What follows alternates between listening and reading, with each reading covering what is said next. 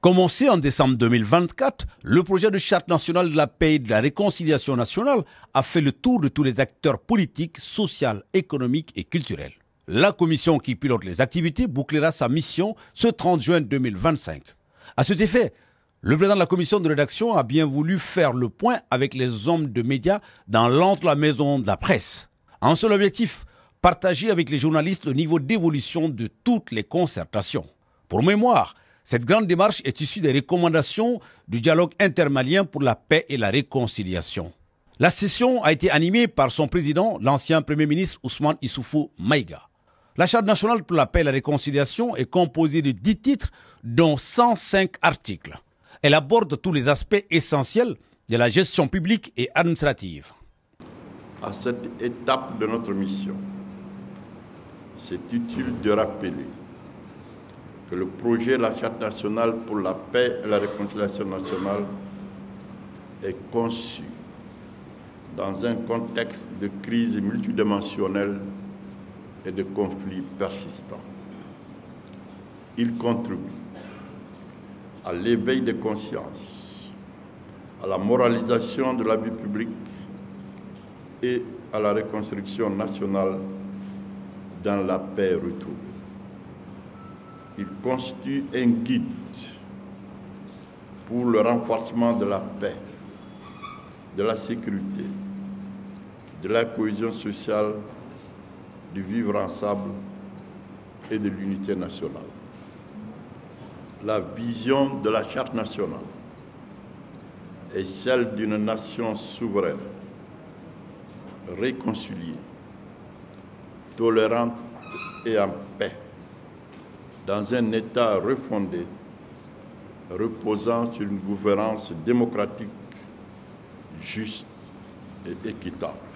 La Charte met en relief la volonté collective de rétablir la paix et la sécurité, de renforcer la cohésion sociale et de consolider le vivre ensemble à travers des processus de réconciliation nationale. La Charte nationale, dans ses dispositions générales, énonce, entre autres, la Charte est le document de référence pour toute initiative, action et activité qui concourt à la paix, à la sécurité, à la réconciliation nationale, à la cohésion sociale et au vivre ensemble au Mali. Enfin, les fondements d'une paix durable se dessinent. Elle met en exergue les valeurs partagées suivantes: les alliances et la parenté à plaisanterie, l'autorité des parents, la conscience professionnelle, le dialogue, la dignité, l'honneur, l'hospitalité, l'humanitude, l'humilité, la loyauté, le multilinguisme, le pardon, le patriotisme, le respect des aînés, la solidarité, la tolérance, le travail et la vertu. Toutes ces valeurs sont cardinales dans notre société.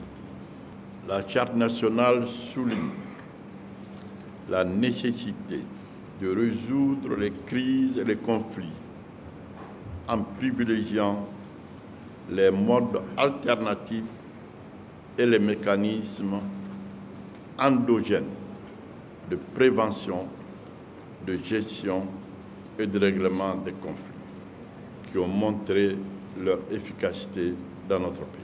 La Charte nationale reflète la volonté du peuple malien de surmonter les divisions et de construire, dans un élan solidaire unique, un avenir de paix, de sécurité, de cohésion sociale et du vivre ensemble, favorisant un développement économique durable. La séance a été ponctuée d'une série de questions-réponses pour une meilleure compréhension des hommes de médias. La commission compte désormais sur l'aspect médiatique pour une bonne vulgarisation, une bonne dissémination et une bonne compréhension de ce document par les populations. qui servira de référence pour toute initiative de paix et de cohésion nationale.